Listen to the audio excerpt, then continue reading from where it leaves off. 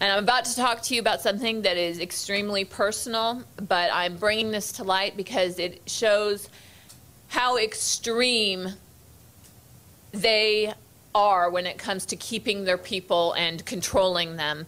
And that is in regards to having children. I actually became pregnant in February 1996 with full intention of having a kid with my husband. I was 17 at the time. When I told my husband, he was understandably a bit surprised and scared, and I mean, who wouldn't be a bit scared as a young couple, or even not being that young? You know, your first kid is something that you could have nerves with, you know? When we informed the commanding officers of our organizations,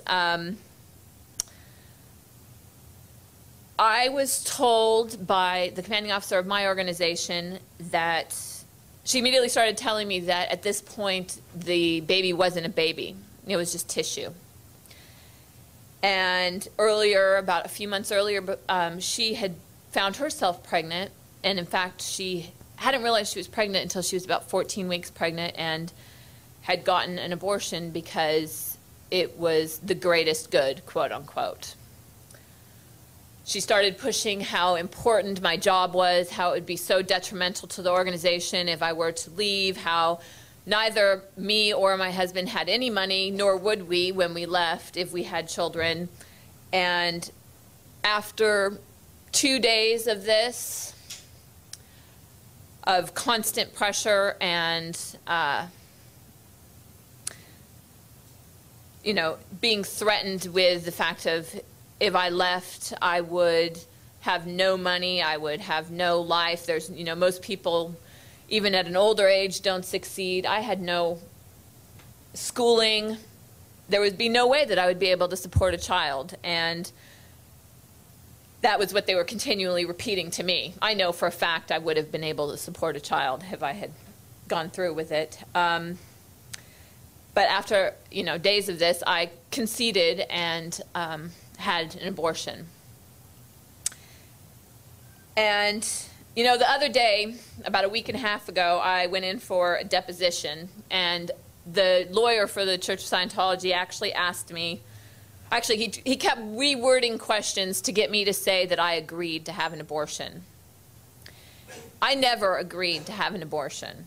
Did I concede? Yes, I did. Does it kill me every day? Yes, it does. In fact, the last, you know, my last thought when I went in to get the abortion, in fact, I said the word, I said, wait. It was not what I wanted, but, you know, unfortunately, the circumstances went down as they did. And the whole subject of wanting to have kids continually came up with me while I was in the Sea organization, to the point where finally in 2001, I was sent to what's called the Rehabilitation Project Force, also known as the RPF in the Sea organization. What that is it's basically you're sent there for punishment. They consider it, you know, they're wanting to rehabilitate you, quote unquote, to get you back and working on a regular post. But really what it is you're just sent there to do intensive, hard labor for them. And, you know, you're put in total segregation from the rest of the world. I was separated from my spouse. I was separated from everyone that was important to me. I wasn't allowed to speak to my family. You're not allowed to have more than $20 on you at any given time. You're not allowed to go anywhere without another person. You're watched 24/7. There's always someone, you know, out in the hallway awake outside your rooms. And I was there for almost 3 years in the RPF. I could go on and on. Unfortunately, I don't have too much more time. But in the end, I knew that if I had said, you know, I don't want to do this anymore, I want to leave, as others have said, you know, you go through extensive handlings to be kept there. I knew that if I said I wanted to leave, I would be put on what's called the RPF's RPF, which, you know, I'm already working. It's already intolerable circumstances. It's even more intolerable in the RPF's RPF. And in fact, a friend of mine had been there for 8 months in the RPF's RPF trying to leave. So I did something that I knew that would get me kicked out immediately. And I actually took a gulp of bleach because I knew that if I was considered a suicide risk, that they would get rid of me immediately. And they did.